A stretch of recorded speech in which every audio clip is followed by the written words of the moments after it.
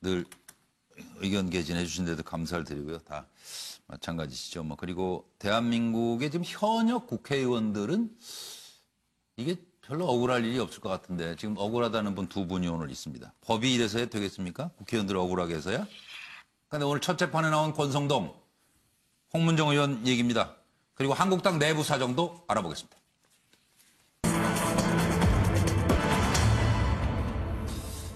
시험을 하지 마라, 나를. 김병준 비대위원장은 왜 이런 말을 해야 될까요? 지지율 그리고 언론 노출, SNS 활동을 인적 쇄신의 3대 기준으로 삼겠다고 한국당이 밝힌 데 대한 여러분의 생각도 궁금합니다. 나를 시험하지 말라 공개 경고한 김병준의 카드는 문재인 정부에 맞서는 투쟁력을 갖춰라. 한국당이 지금 인적 쇄신 기준에 대해서 투쟁력을 제일 강조하고 나섰습니다. 투쟁력을 평가하는 것은 언론 노출 빈도 그리고 SNS 활동 또 개인 지지율을 정량 평가 기준으로 제시했습니다. 박근혜 전 대통령 입장 정리 개파 갈등은 박근혜 끝장 토론 원내 대표 선거 전에는 없을 것이랍니다. 그리고 나를 시험하지 말라. 2월 말에 비대위 종결된다. 시험은 어차피 2월 말이면 지금 끝나는 거 아닌가요 지금?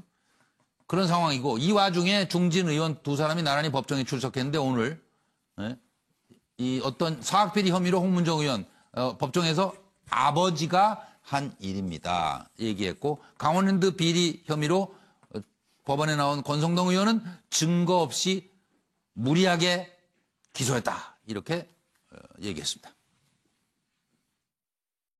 회의의 주요한 그 위치에 있는 분들이 그 비대위원장이나 사무총장에게 이게 비대위의 활동 같은 데 대해서 뭐 물어주시거나 그렇지 않으면 이렇게 그 좀 알아보시지도 않고 비대위가 무슨 하는 일이 없다. 이런 식의 비판을 하는 것은 저는 옳지 않다고 봅니다. 너무 근거 없이 너무 강하게 그것도 비대위를 향해서가 아니라 국민들을 향해서 이야기를 하시면 좀 저희들이 비대위가 어려워집니다. 단호히 제가 이야기합니다. 비대위나 비대위원장을 시험하려고 들지 말라. 제가 단호히 말씀을 해드렸습니다. 마치 그 친박 비박이 그 크게 뭐 다투고 있고 그 다음에 이것이 당이 쪼개질 정도로 가는 거냐 이렇게 보도하는 경향이 있는데 저는 그렇게 보지 않습니다. 지난번 중진회의 때도 그런저런 이야기가 나온 것을 제가 그냥 제어하지 않고 계속 말씀하시게 하고 한 것도 우리가 그만한 이제는 그것을 소화할 만한 체력이 됐다고 생각하고 지금 보시다시피 그 이후에 다른 아무런 그게 없습니다. 그래서 그 안팎에서 너무 그렇게 걱정할 단계는 아니고 또 곳곳에서 소위 말하는 뭐 이런저런 계파 사이에서 지금 그런 모임들 또 혹은 아니면 토론들이 이번 주도 제가 뭐 하나 예정된 걸로 제가 알고 있고요. 그런 것들이 자연스럽게 일어나고 있다는 것 제가 보고 있습니다.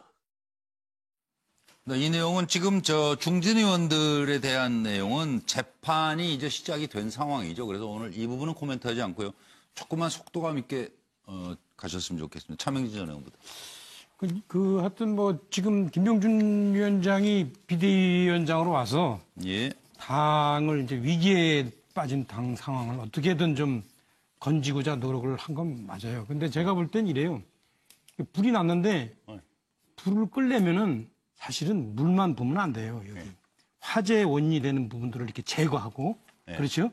어떤 이게 차단을 하고 이런 근본적인 치유가 필요한데 제가 보니까 뭐 김병준 위원장 기분 나쁘시겠지만 그냥 물만 붓고 있어요. 그래서 그러다 보니까 100여일이 지난 지금 어떤 상황이 벌어지고 있냐? 일반 국회의원이나 뭐 중진이나 등등등은 일정이 바빠요. 1년 반 있으면 국회가 있죠. 어떻게든 자기 존재를 부각을 해야 돼요. 아까 김성태 원내대표도 이제 얼마 안 남았어요. 그래가지고 한 번이라도 언론에 좀 노출 좀 하고 막 자기 이미지도 좀 개선하고 그래야 돼요. 마찬가지로 다른 중진 의원들도 지금 당권 경쟁 무슨 이런 것들 지금 다 나가기 위해서 자기 존재를 부각시켜야 돼요. 그런데 지금 아직도 그 김병준 위원장은 뭐 이렇게 무슨 뭐 당무감사하고 아직도 뭐 이런 식으로 급할 거 없다 그러시니까. 이런 식으로 하고 잘 있으니까 안 맞는다. 또 예. 그림 보듯이 예. 그림 한번 설명해드리면은 네. 지금 세월 낳고 계시네. 자 이게 준비하고서 여기 땅 하려고 그러는데 벌써 다른 사람도 후루룩 나가면서 세월 네. 낳고 계시네. 그렇게 얘기하고 있는 판입니다 지금. 네. 그래서 김병준 위원장이 오히려 제가 볼 때는 좀 네. 좀 빨리빨리 움직이셔야 된다. 움직이셔야 된다. 이건 생각입니다. 뭐 김영준 역시 자유한국당은 저 룰을 지키지 않네요. 준비하는데 다 뛰어나가잖아. 우리는 악법은 조금 이렇게 좀 사랑합니까? 제고를 해봅니다. 현재 우리가 원래 이 악법 때문에 워낙 망해가지고 예. 정치권이 항상 그런 판입니다. 준비하고 기다리는 놈이 아무도 없다. 이런 걸 스스로 말씀해 주시죠. 기다릴 사람이 급하다 보니까 그냥 네. 네, 하여튼 시청자 여러분, 저 김용준이 자기가 정치인이라서 정치인한테 놈이라고 그랬지만 네. 그걸 뭘 또 강조를 해요. 그냥 다른 뭐. 제3자라면 이렇게 얘기 못하는데 하여튼 양해를 좀 해 감사드립니다. 감사합니다. 예, 제 말실수가 감사합니다. 했습니다. 정치인들은 네, 예, 그렇습니다. 이렇게 수정하겠습니다. 예. 그냥 우스갯소리로 나를 시험에 들게 하지 마라. 나를 시험하지 말라. 이렇게 말씀은 나는 시험을 내는 사람이지 시험 받는 사람 아니다. 나는 교수 출신이다. 이렇게 얘기하습니다. 시험은 뭐냐? 출제는 세 가지가 내가 한다. 이미 출제가 됐죠. 네. 언론 노출, 예. 그다음에 SNS, 예. 그다음에 개인 지지율 이렇게 예. 시험을 내놓은 상태고 네, 그 예. 시험을 내는 일이 나의 일이고 난 열심히 비대위원으로 하고 있다. 예. 이렇게 말씀을 하시는데 네. 실제로 여전히 정치인들이 보기에는 한가하게 시험 치고 있을 때인가 장외 투쟁해야 될 때지 이렇게 생각하는 거예요. 그럼 이거 저 3대 기준도 별로 마땅한 문제가 아니다 지금. 저는 이것도. 저 부분에 대해서 굉장히 한편으로는 정치인들이 불만이 많을 것 같습니다. 아, 그럴 이 지역구라고 하는 것이 입만 나불된다고 되냐 이렇게 얘기할 사람도 굉장히 많을 것 같고요. 현역이 아닌 경우에 더군다나 또 대구 경북 네, 지역은 그런 데 대해서 특히 자유한국당은 네. 초선이지만 나이 드신 관료 출신들이 굉장히 많아요. 그러시죠. 예. 네, 정부에서 그 일하는. 박근혜 전 대통령의 보호하에 네, 내려갔던 네. 분들은 훨씬 그런 불만을 네. 특히 관료 출신들은 그렇겠네요. 내용은 있지만 예. 정치적 담론이라든지 예, 그런 데는 좀, 토론에 네. 약할 수도 있기 때문에 자기 유불리에 따라서 우리가 그 법 앞에 서 있는 것처럼 다 자기가 예, 불리하다고 생각할 수 있는 부분이 많다. 예. 알겠습니다. 노영희 변호사 갔다가 차위원 조금만 기다려주세요. 저는 김병준 위원장이 하고 싶은 것은 사실 이제 내분을 조금 가라앉히고 예. 안을 좀 정리한 다음에 그러니까 바깥에 있는 쪽으로 좀 투쟁력을 높이고 싶어 하는 것 같아요. 예. 그래서 사실은 김병준 위원장이 비대위원장 되면서부터 개파 갈등이 많이 표면적으로는 나오지 않은 게 사실이지 않습니까? 그래서 지금 본인이 생각하기에는 어느 정도 좀 정리를 해 나가고 있는 상황이라고 보는데 또다시 뭐 당권이나 공천 이런 것들 때문에 개파 갈등을 자꾸 유발하려고 하는 그런 세력들이 있으니까 내가 지금 하려고 했던 이 어느 정도 이 뭐 초석을 좀 다져놨던 것들에 대해서 좀 망치지 말아달라 이런 식의 얘기를 지금 하는 것 같고요. 결과론적으로는 명분이라고 하는 것 좀 혹은 자유한국당이라고 하는 그런 그 당을 국민들이 좀 더 받아들이고 포용력 있게 좀 사랑하는 마음을 가지게끔 하고 싶었던 게 바로 김병준 위원장의 마음이었을 텐데 예. 그런 걸 좀 따라달라 이런 의미로 좀 얘기하는 것 같겠죠. 양 박사 하실래요? 예. 저도 김영주 의원 이야기하고 비슷하게 적었는데요. 네. 나를 시험하지 말라. 네. 제발 문제만 내지 말고 해법을 내놔야 되는 시점에 계속해서 문제만 내고 있는 김병준 비대위원장이 그 아무것도 한 것 없다고 자꾸 이야기를 한다는 데 대한 불만이 있는 것 같아요. 제 기억에 김병준 위원장 하면 기억에 떠오르는 게 한 두 가지 있는 것 같습니다. 하나는 국가주의라고 고 문재인 정부를 공격하면서 뭔가의 자유한국당의 이념과 노선을 정비하려고 했던 그런 시도가 그 얘기 어디로 가버렸어요? 아주 짧게 있었습니다. 네, 그렇네요. 제 기억에. 네, 그래서 국가주의 한참, 지금 자유한국당에 있어서는 이념 노선의 개혁이 있어야 되고 정책의 개혁이 있어야 되고 조직 인적 그 개혁이 있어야 되는데 이념 노선에 대한 개혁을 약간 시도하다가 스르르 사라져 버렸단 말이에요. 네, 두 번째 이제 기억나는 게 전원책 조강특위위원 스카웃. 요 두 개를 제외하고 김병준 위원장이 뭘 하셨을까? 네. 딱히 기억나는 게 없어요. 네. 저 기억력만 나쁜 게 아니고 그 자유한국당 내 중진들의 기억력도 예. 저와 비슷하다 하면 예. 크게 그분들의 기억력도 나쁜 것 아니다. 예, 그러면 예. 김병준 알겠습니다. 비대위원장이 예. 뭔가를 했어야지요. 이제 조금만 최현진 변호사. 네, 그렇습니다. 저도 양 박사님 견해에 뼈아픈 비판입니다만 그것을 한번 생각하지 않을 수 없는 그런 시점인 것 같습니다. 일부 인정한다. 제 네. 그 밑에도 썼습니다만 한마디로 긴장감을 가질 때 고삐를 다시 한번 잴 때가 아닌가 하는 생각입니다. 선가치투쟁, 후인적 청산이라는 그 기치를 가지고 들어오셨는데 네. 선가치투쟁에 있어서 국가주의 또 소득주도 성장에 대해서는 국민성장 이 말씀으로 해서 2번 정도 정서를 형성했었습니다. 그런데 특히 소득주도 성장과 관련해서 국민성장이라는 깃발을 올리면서 네. 지금 현재 민주당 그 당대표와 한번 맞짱 토론하자 했는데 우리 뭐 그렇게 할 생각 없다라고 하니까 그 부분에 대해서 더 이상 어떤 그다음에. 흐지부지 해버린 네. 그런 점이 이른바 선가치 투쟁으로 해서 이 한국당의 가치를 재평가하는 그런 시도에 있어서 전선이 좀 무너지고 흐물어졌다는 점에서는 굉장히 뼈아픈 부분이 아닌가 하는 생각이고요. 예. 지금 후인적 청산 관련해 가지고는 좀 예. 청산하려고 하니까 굉장히 반발이 있지 않습니까? 네. 이 부분에 있어 가지고 결국 이 비대위원장의 역할도 중요합니다만 예. 오히려 이 개파 수장들의 개파 해체선은 이것을 통해서 오히려 더 낮아지려고 하는 그런 노력 그것이 본질적인 부분이 있어야 이제 국민들이 한국당에 대한 지지가 있는 것이지 이 무작정 그냥 그 김병준 위원장이 뭘 하고 있느냐 그런 비판을 하는 것이 먼저인지에 대해서는 중진들도 스스로 돌아봐야 될 필요가 있다고 봅니다. 네. 그럼 김관석 부장은 어떤 지적하고? 네, 김병준 위원장의 지금 임기가 얼마 남았냐면 오늘 본인이 2월 말까지 하겠다고 본인 했어요. 얘기했어요. 2월 2월 말이면 비대위 종결하고 플러스 알파까지 있을 수 있다 했는데 네. 4개월 정도밖에 안 남았습니다. 그동안 한 3개월 보름이 지났고요.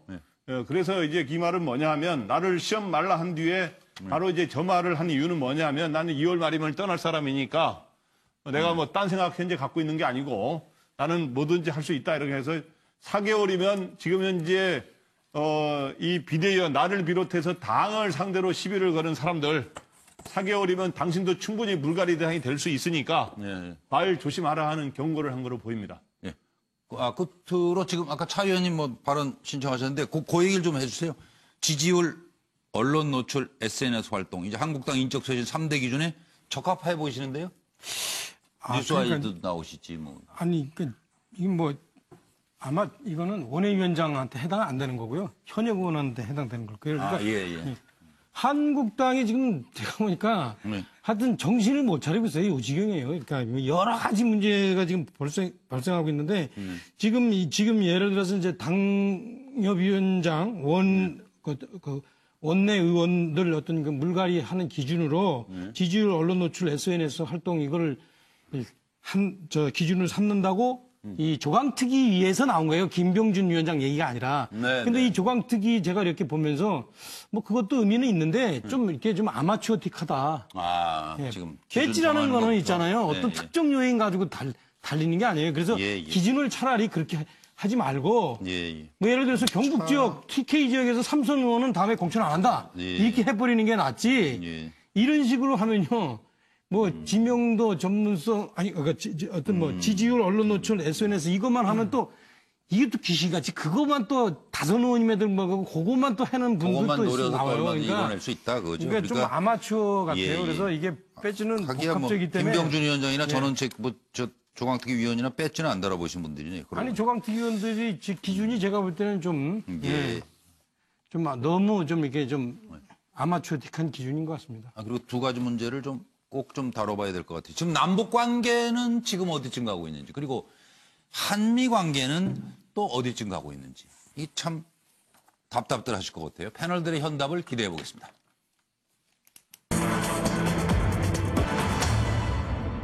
리선권 냉면 발언이 이제 배 나온 사람으로 이어져 가지고 시끄럽습니다. 그리고 이러한 무례함, 그리고 미국의 내정 간섭 논란 사이에서 우리 정부의 대응은 무엇이 돼야 될지, 이 두 가지 문제에 대해서 한 번씩의 발언 기회를 드리도록 하겠습니다. 내부선 지금 냉면 갈등으로 우리 스스로 자체적으로 시끄럽죠. 외부로 눈을 돌려보면 세컨더리 보이콧 얘기가 나오면서 지금 중간에 낀 한국 아니냐, 이거는 확인이 되지 않은 뉴스입니다. 이건 가짜 뉴스라고 할 수 있어요. 그래서 어쨌든 이런 얘기들이 지금 오가는 상황이 있는데, 냉면이 목구멍에 넘어가느냐, 그리고 배 나온 사람에게 예산 맡기면 안 돼. 본인 배는 잘 안 쳐다보는 것 같긴 해요, 리성권. 자유한국당 굴종적 남북관계다. 바른미래당 북의 사과를 받아야 한다. 민주당 강물의 물방울에 불과해요. 청와대 북한의 환대를 훼손할 정도는 아니다. 이렇게 리선권 발언을 놓고 난타전이 벌어지고 있는 가운데 대북 제재를 준수하라. 미국에서 우리 은행에 이제 전화를 했다. 뭐 이런 얘기가 있었어요. 그래서 세컨다리 보이콧 이거 사실상 내정 간섭 아니냐? 재무부는 일상적 소통이다. 오해하지 말라. 미국 재무부의 공식 입장입니다. 청와대는 답할 가치가 없는 의혹이라고 선을 그었습니다. 이상입니다. 들어보시죠. 당시 어떤 분위기였는지만 좀 자꾸 가십을 만들어내지 마세요. 그럼 본질이 흐려져요. 그렇기 때문에 현장의 상황을 정확하게 말씀해 주시면 다른 사람들이 다른 말을 할 필요는 없는 거잖아요. 그 당시 농담처럼 했던 건지 어떤 건지. 그럼 그런 게 그죠, 농담이었을 테니까. 그 맥락을 좀 말씀해 주시면. 당시 상황에 대해서 어려운 것도 아니잖아요. 심각하게 대화가 오갔던 적은 없는 거죠?